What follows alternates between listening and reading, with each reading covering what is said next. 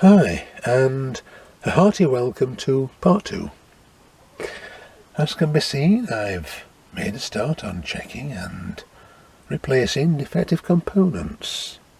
The HT rail supplying the required 200 volts plus to this radio's front end, or receiver circuitry, has been connected to the voltage supply, and I've chopped out, or rather desoldered, a few old capacitors.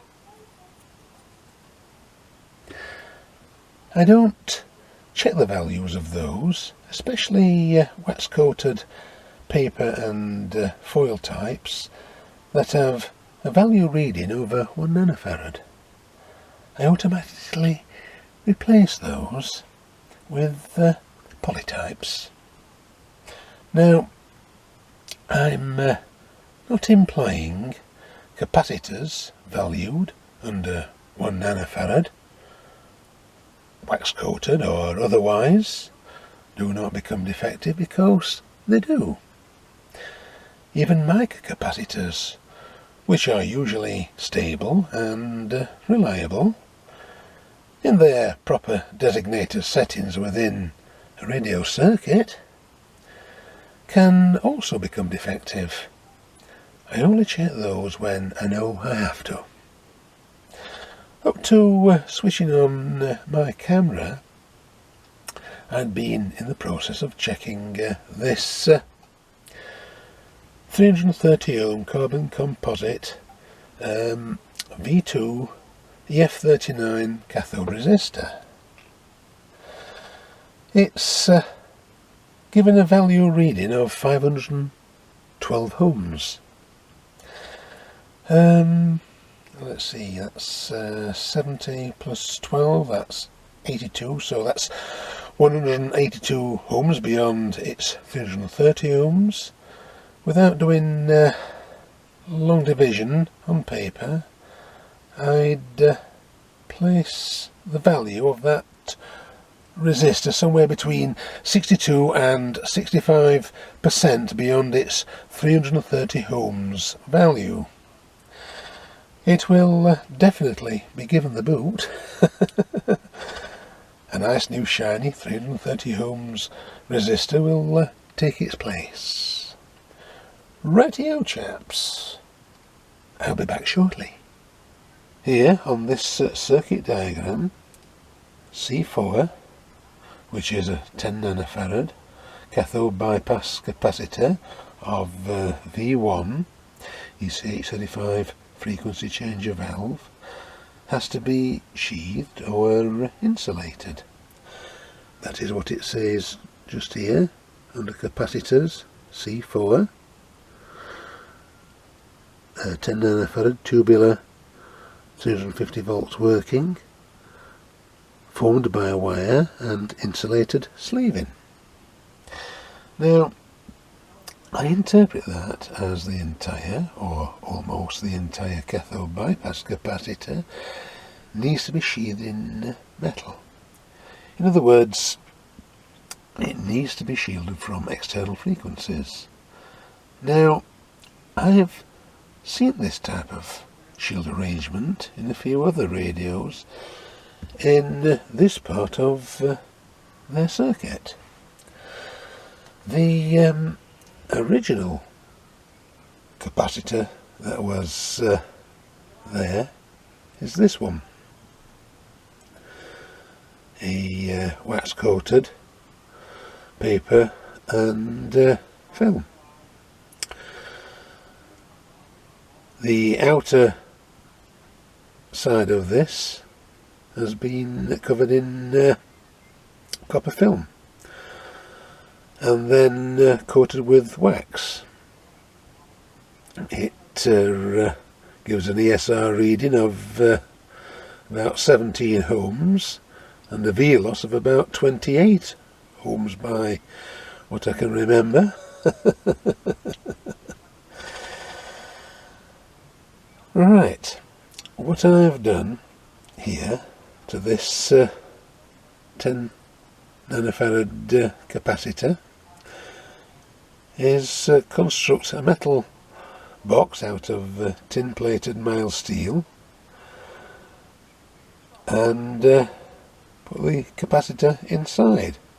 And that capacitor is one of those. Now the shielded side of this capacitor is the inner foil, and the free side just here is the outer foil. My thinking here is each end of this capacitor is sheathed. Yes, I agree, it is definitely belt and braces, but my objective is to have maximum shield effect. Right, I'll install this capacitor and then I'll continue checking and replacing any other defective components in this part of this radio circuit. Right, I'll get back to you once I've done all of that. Right, before going into a little more detail concerning this radio's front end circuitry, I removed the first AFT tank circuit arrangement. Not only for general inspection of the primary and secondary windings, I also want to replace the rubber sheathed wire that connects onto grid 1 of V2, the F39 IF amplifier valve, and also loosen the AFT trimmer capacitors. I've already lubricated the bottom end of the screws with 3-in-1 light machine oil. You'd probably not be able to see those. Oh well. They were certainly quite rusty.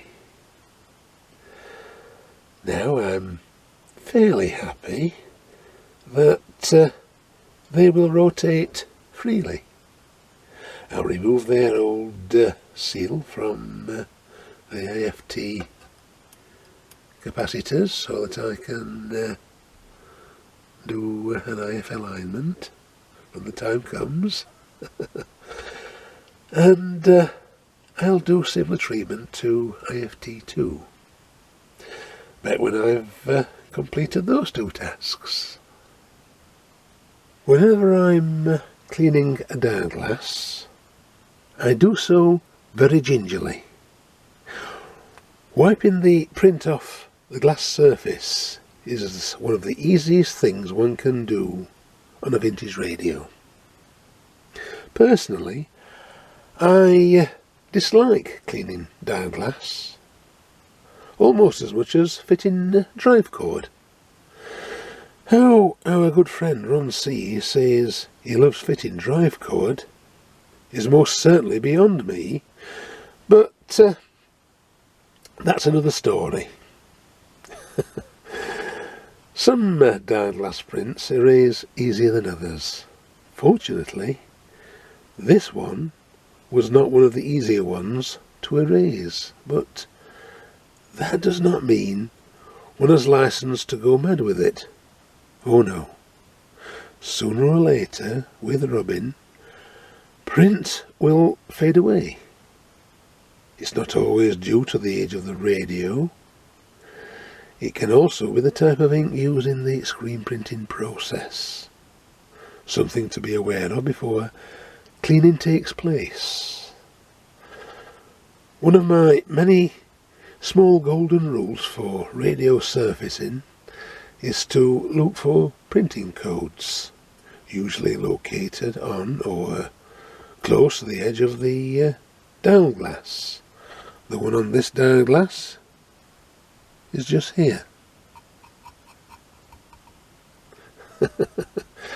I apply a damp cleaning cloth to that area, and if it erases easily, I think twice before continuing cleaning the dial glass.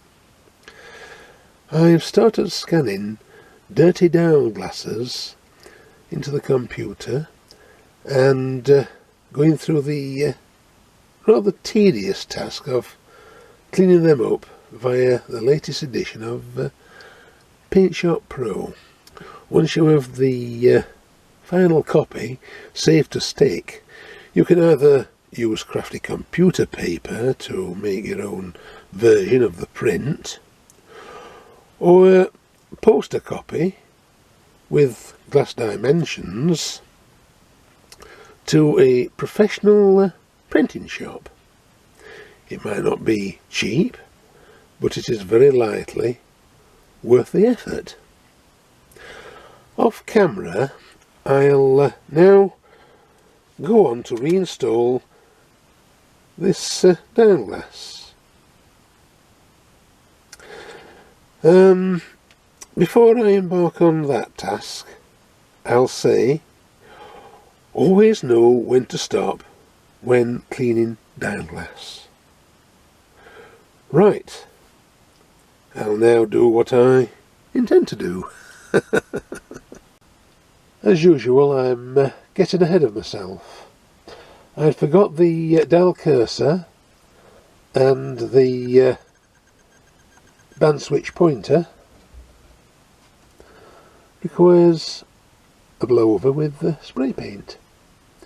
The chocolate brown dial backplate, it's not a reflector in this instance, requires a clean. Other than that, it's fine.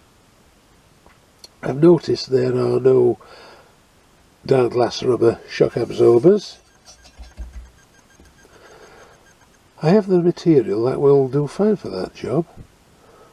Right, I'll remove the said cursor and pointer, clean them up and give them a couple of blowovers with spray paint. I'll be back when I've completed that task. Right chaps, I have the dial pointer painted in Amorite silver, as well as the station and gram pointer,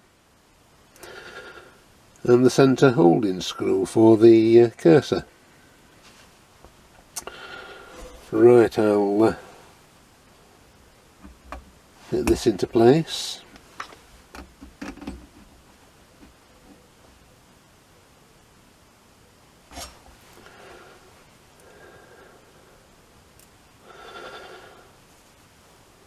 As well as the dial cursor.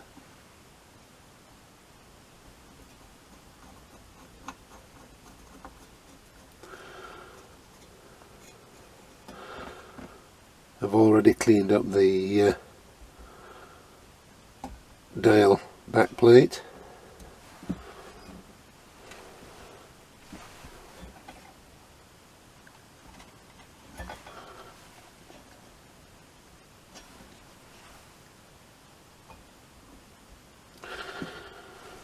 Right, just check that this is okay.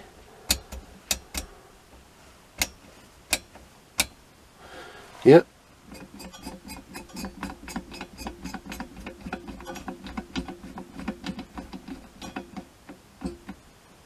Right, I shall level that up as best it will level up, and we should be good to go. Now it's time to fit the dial glass. Back in a moment. In theory, this felt that my wife has given me should work handsomely, and I'm pleased to say this glass dial does fit handsomely.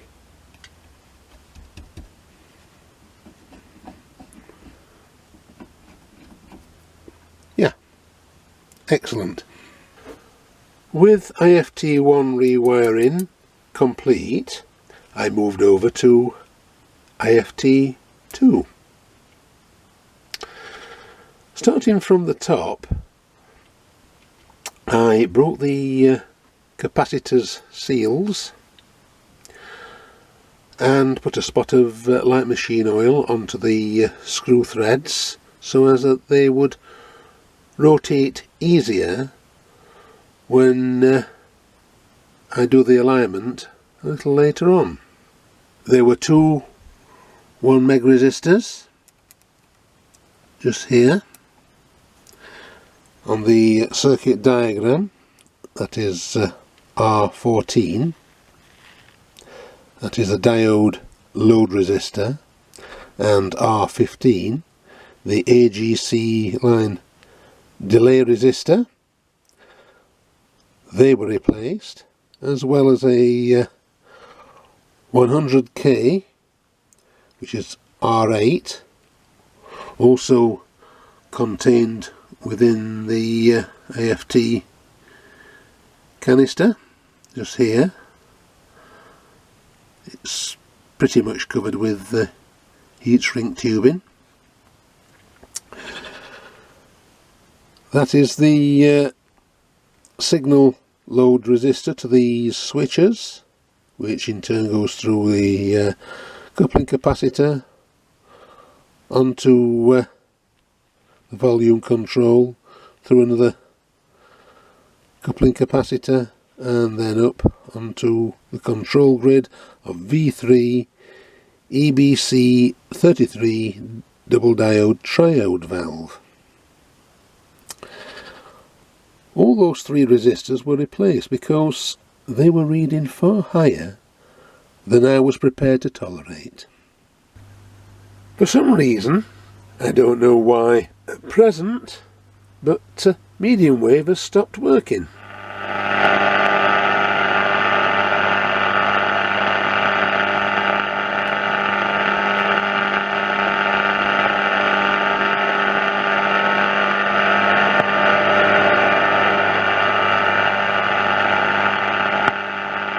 Absolutely nothing. Which of course is a bit of a devil, since the rest of the radio is now working. Allowing for methodically executed. That is the long wave band. Estimates are not clear, but it may be about a fifth of the population.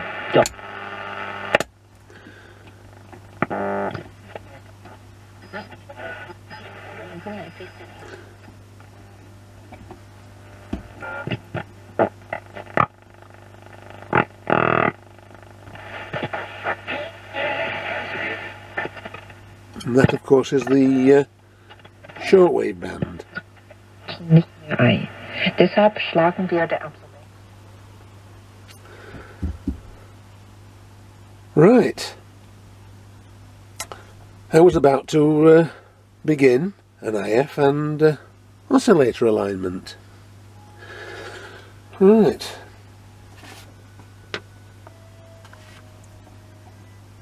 Turn that music off.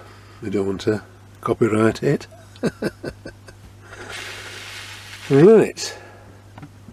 Looking at the circuit diagram, it is unlikely. Start again. It is unlikely the bandpass filter section is at fault. Now, the bandpass filter section here starts off with the long wave at the top, short wave at the bottom, and medium wave in the centre.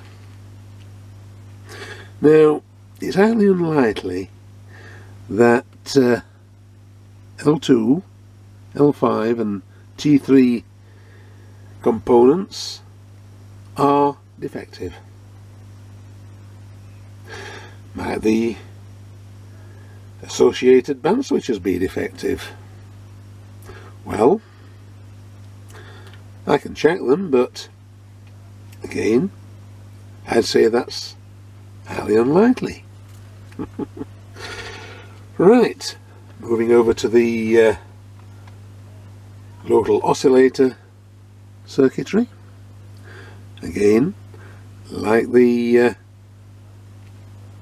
bandpass section, this circuitry starts with long wave at the top, short wave at the bottom, and medium wave in the centre. So, medium wave just here is L8, trimmer capacitor T8, and adjustable padder capacitor T9.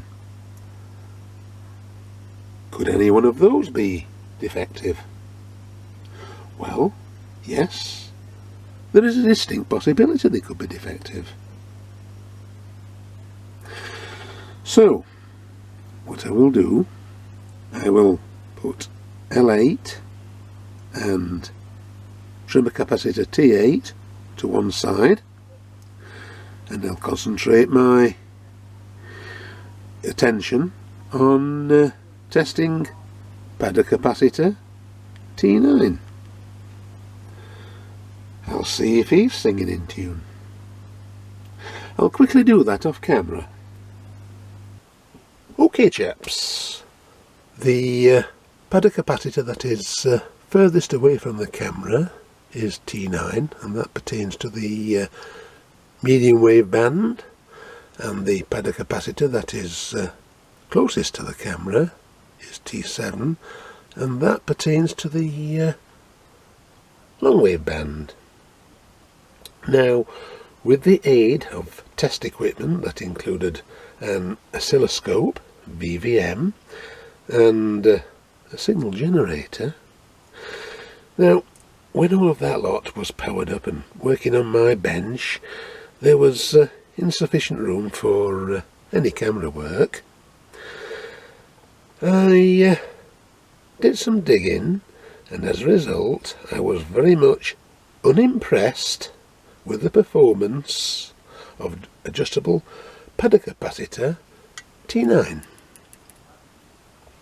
Now, I'm a fairly generous person, so I gave that padder capacitor 2.5 out of 10 for its effort.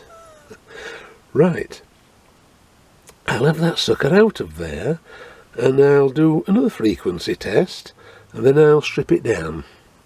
I suppose the only answer to correcting the tracking problem on this radio is to take T7 and T9, which are these, apart. On the circuit diagram, they are in the local oscillator, T7 and T9. Right, we'll see whether that, what I'm doing here, improves matters. What I'm doing here is cleaning each individual plate of the capacitor. That is the rest of it. That needs to be cleaned.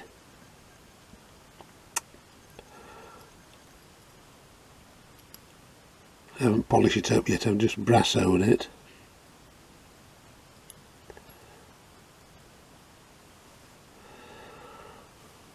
Right, I'll continue.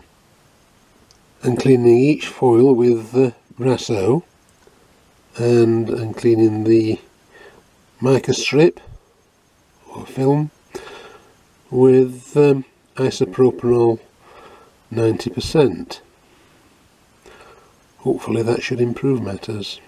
That's one nice and clean. Now for the other one.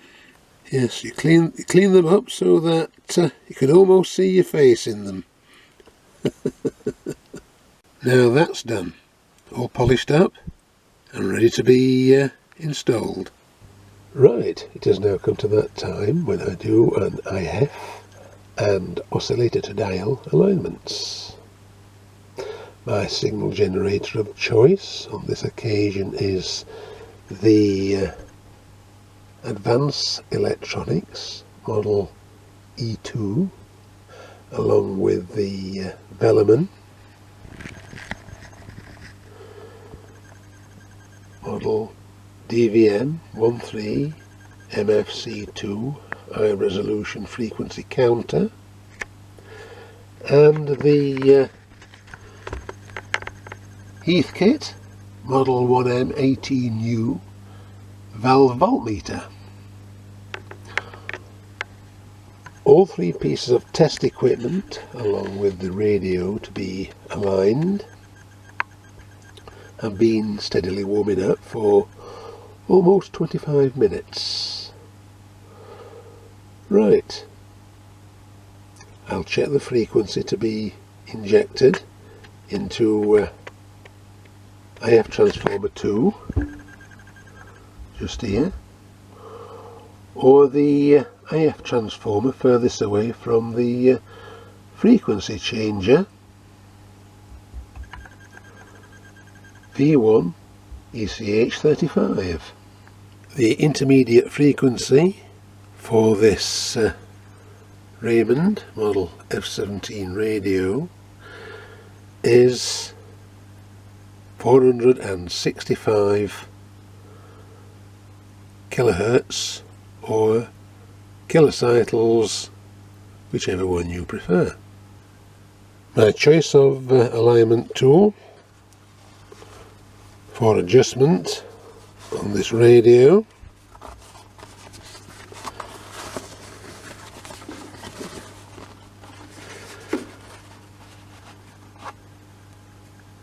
is this particular one.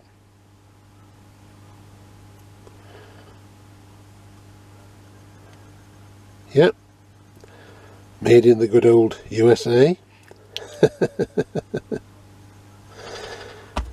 I've owned this set of alignment tools for a good 35, possibly longer amount of years. There are a few ways that IFs can be aligned. On this occasion I shall inject a 460 kilohertz signal into grid 1 of the IF amplifier valve,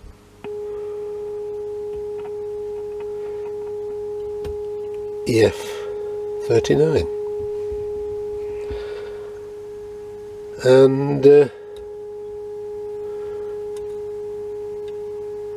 make adjustments.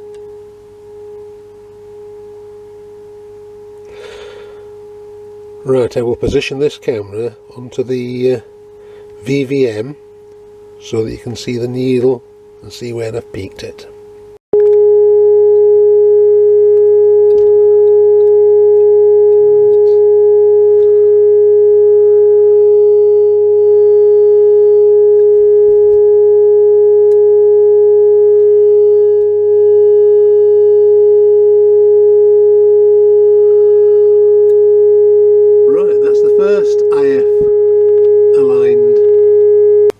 Now I will switch from V2 over to V1 and inject the same signal into the grid 1 of the frequency changer valve.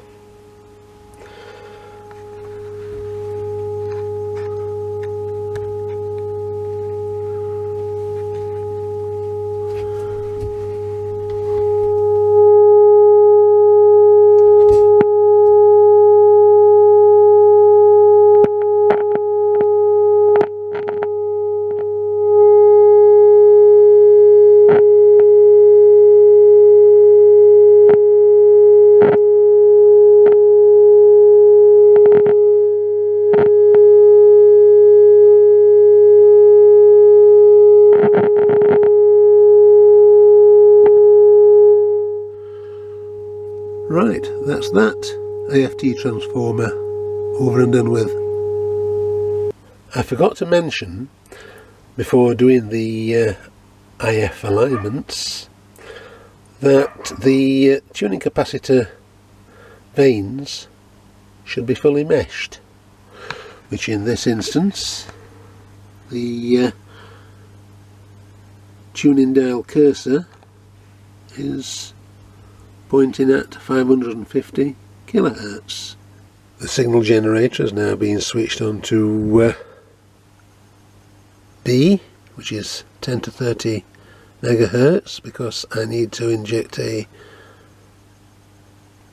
50 megahertz signal into the aerial socket of this radio, and there we have it at 15 megahertz.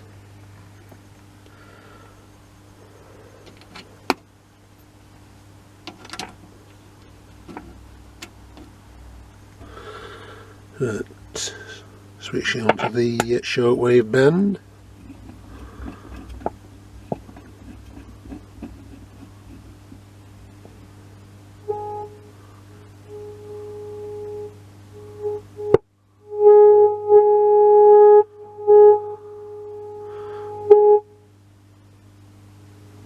That's not bad.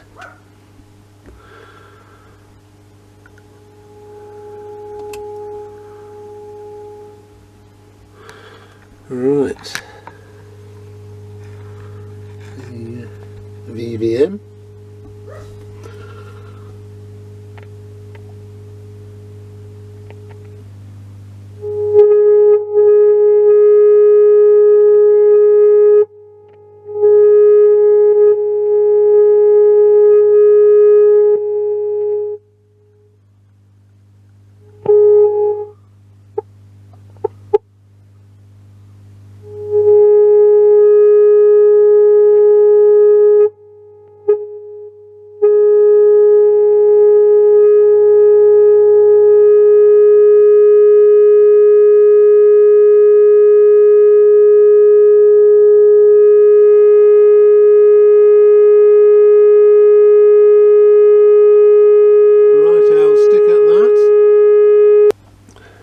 Now I require a 600 kilocycle signal.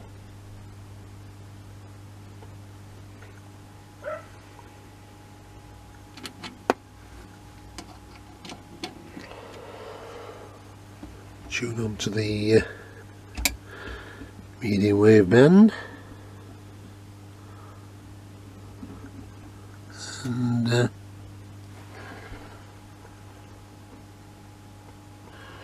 put it onto 500 meters.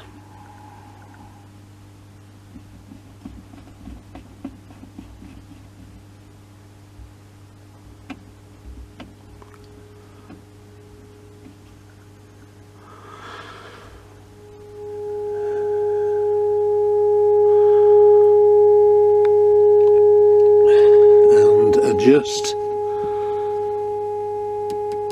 the top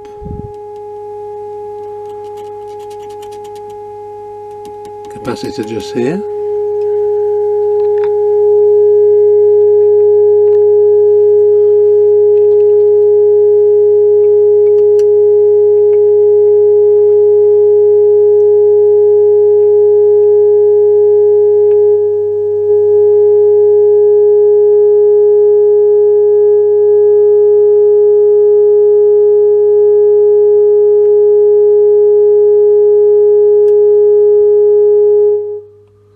That completes that one. Right, changing the leads over. Turn the radio on its side so I can access the underside, and keeping the radio on the medium wave, I need to go on to 212 kilohertz. Right.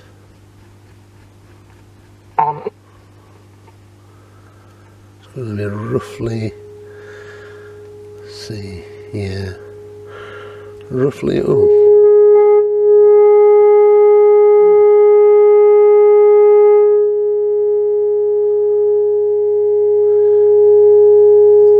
that doesn't look too bad.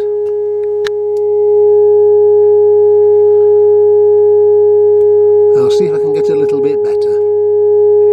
Oh, I need to adjust trimmer 8 and trimmer 3. Right.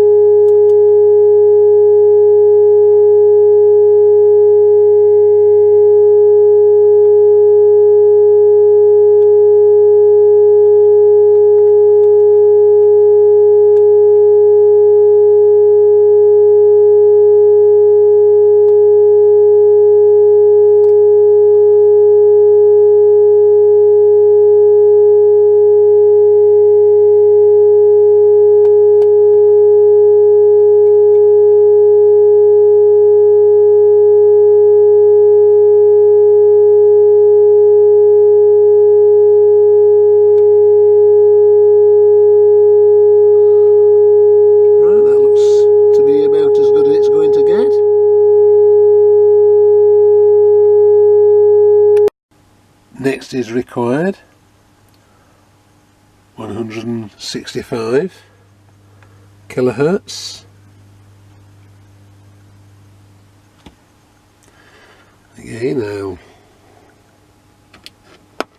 switch the leads over.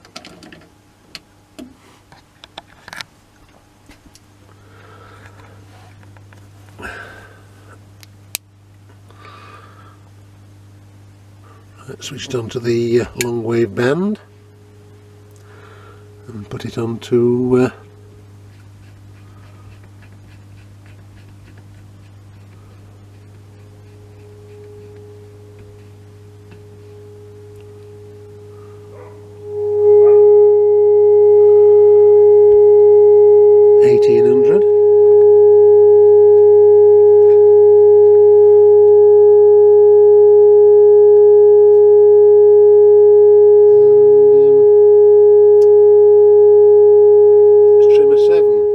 trimmer 7 is this capacitor here.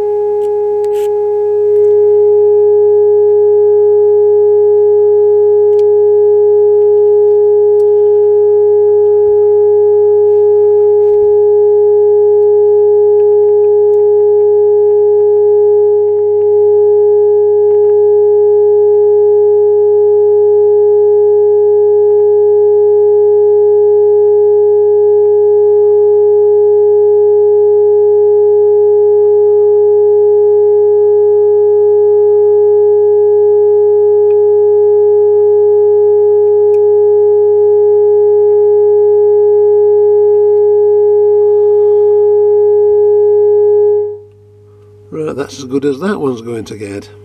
Now for the final adjustment for this alignment. A 300 kilocycles signal is required. Again, I will switch the leads.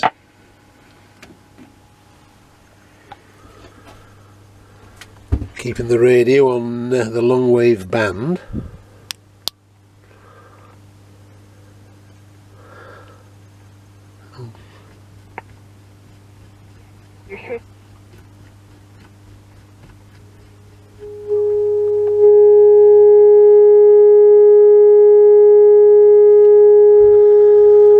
That doesn't look too bad. Right, I have to adjust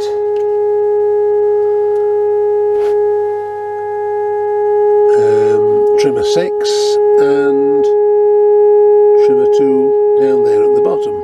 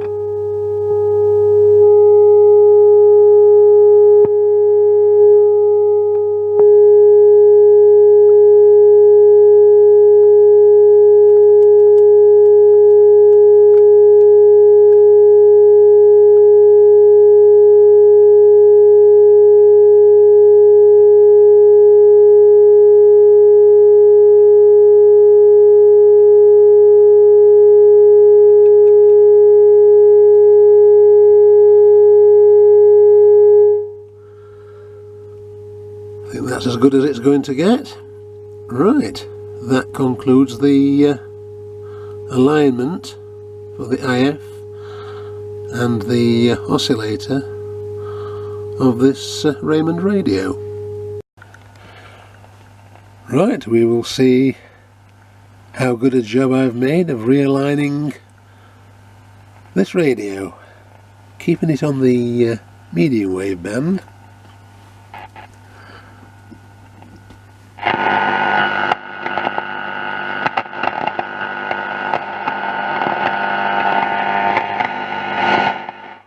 The drive cord is slipping a little bit.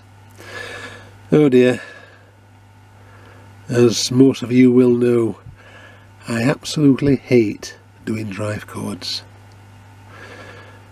I could do with calling up on the services of Ron C to fit me some drive cord onto this radio. Oh dear. It's a shame that he's 3,500 miles away.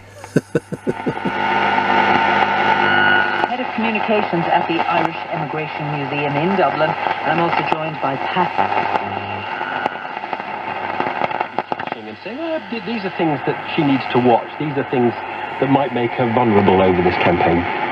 Well, she ran a terrible campaign that ended up, right? She was polling 4th place, I think, in California, behind almost behind the mayor of South Bend, Indiana, Pete Buttigieg.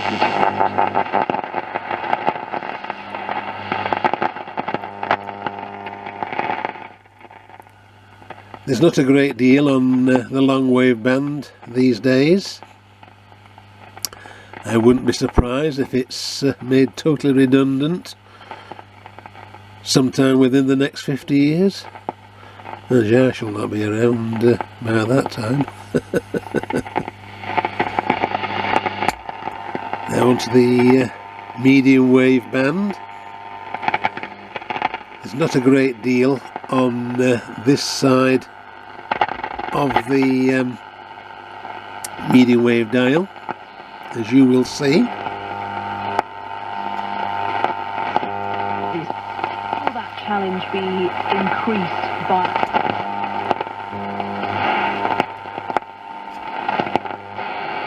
It should start to come alive any moment now. She's brought in the electorate of people that she has to be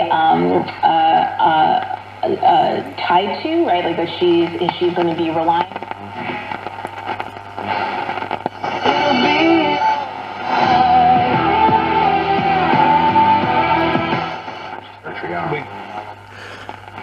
That was BBC Radio Sheffield.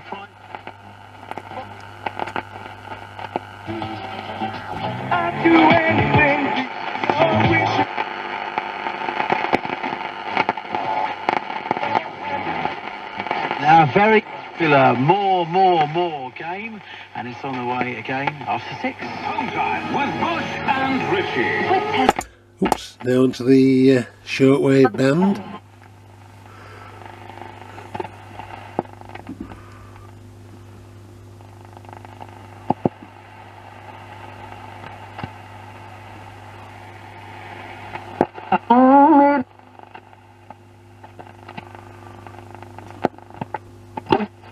My contact.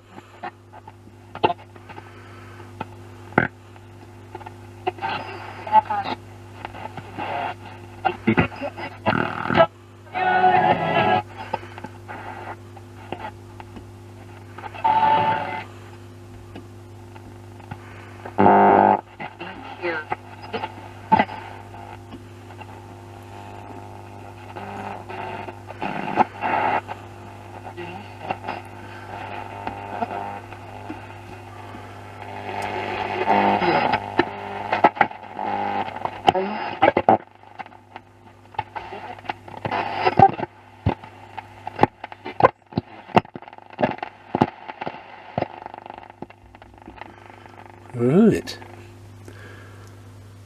there's quite a bit on the shortwave band. Let's see, it's not quite 1800 hours. It usually starts to really come alive at around 2100 hours. So yes, I'm quite pleased with that. It's not bad at all. Right, I'm going to grit my teeth and sort out the drive cord slippage problem. Oh dear. Right chaps, that's the drive cord tightened up.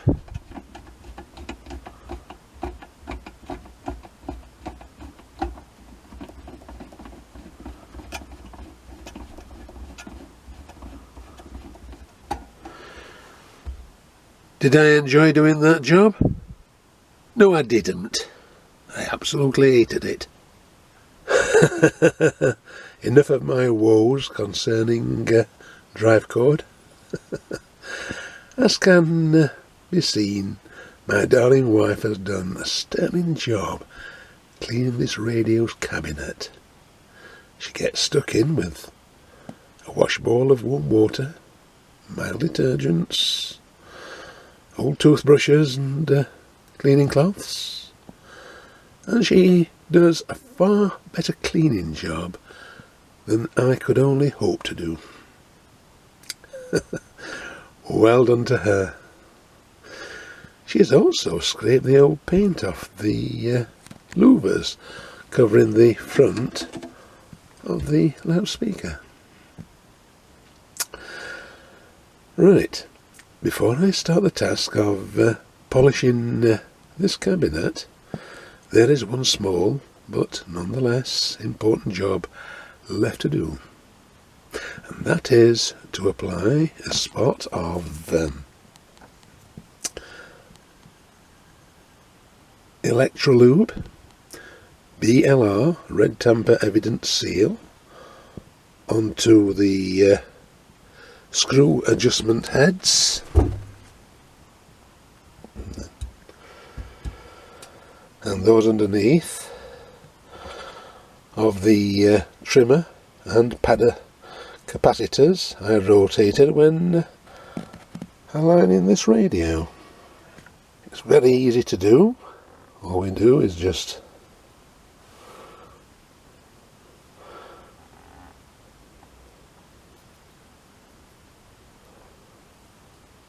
apply it like that. Very similar to how my wife applies nail varnish to her fingernails.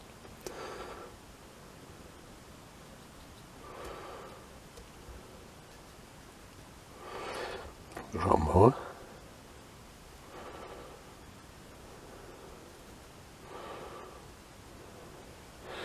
Right, doesn't need any more than that.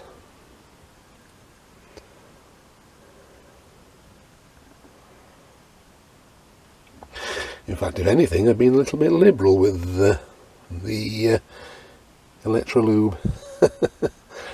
Right, off camera, I will do the same to the screw heads on the trimmer capacitors below deck. That is all those screw heads sealed with the Electrolube. As I have said, I've probably been a little bit too liberal with the stuff. Right, I'll now go on to polish this radio's cabinet. The cabinet looks a wee bit dull, but this is the second coat of Briar Wax, original beeswax polish. I'm not sponsored by Beeswax, I'm just saying what I use. So now, once that's been given another few minutes to soak in, I will apply the polishing rag and repeat the whole operation again.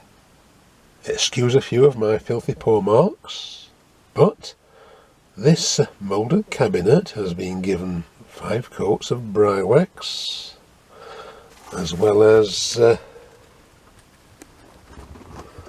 further 2 coats of Liberon Black Bison clear wax polish.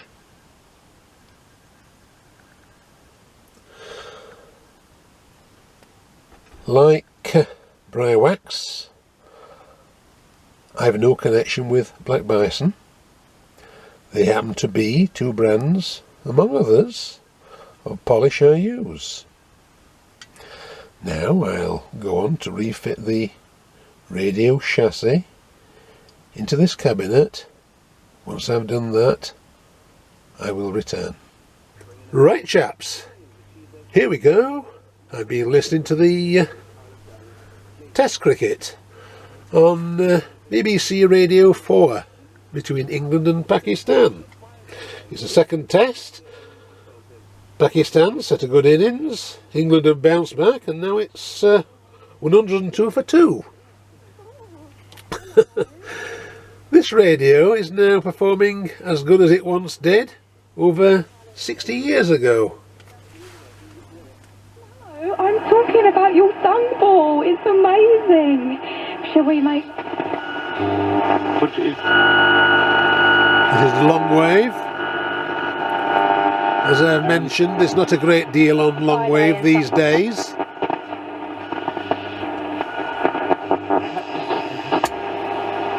Now on the medium wave band. Junction 6 at Godstone and Junction 8 at Reigate. So those lanes are still closed, but they are letting some people...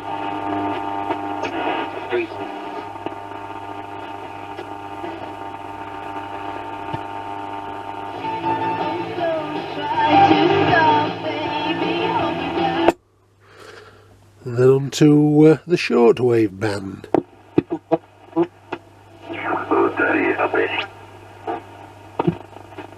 The other 2 Chinese brands, they're more colorful and the younger generation with the concept of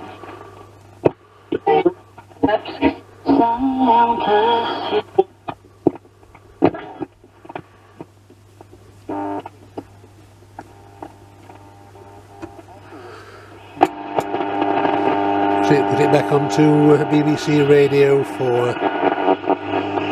All the way to the top of the hill. So, see you up there. Come on, Nathan. Push it down. Get it done. This radio is now, I say, performing as good as it once did all those years ago. Way back into the early 1950s. And even earlier than that. I had the idea of spray painting the louvers covering the speaker in a milk white, as it once looked when it left the factory, but I prefer the louvers the same colour as the rest of the cabinet. Hey, it's my radio, I make the rules. I don't know the original market price of these F17 radios back in 1947, but I imagine they were not one of the more expensive radios. My wife's opinion is, this radio is ugly. Surely no one in a right mind chose to buy one of those radios from new, said she. My opinion is, beauty is definitely in the eye of the beholder. My response to my wife was, I'm quite sure you'll find it to be a sweet little radio once you get to know it. Right, remember, if you have been following along with this video series, you did so at your own risk. Your safety and safety of other people comes first. Thank you for viewing the reconditioning series of this radio. Your time and interest is always appreciated. I look forward to you joining me for future restoration uploads. I'll say bye for now, and happy vintage radio repairs and reconditioning.